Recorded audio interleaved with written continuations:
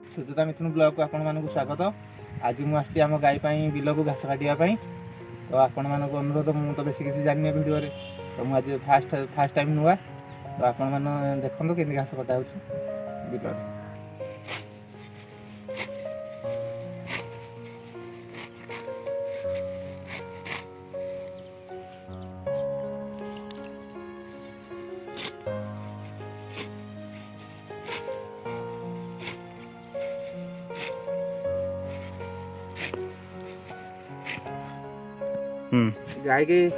गाय क्षीर अधिक देवाक गाय घास देवा पड़ो तेणु गाय क्षीर भी तंदुरुस्त होगा पड़ो। आम तो चाषी पुओ आम आउ कौन करूँ गाय 3-4टा अच्छा तेणु घास 2 मुठा ना सका क्षीर अधिक देवे से घास काटी आसीचु आप तो देखुवे आम आउ कौन अधिक कह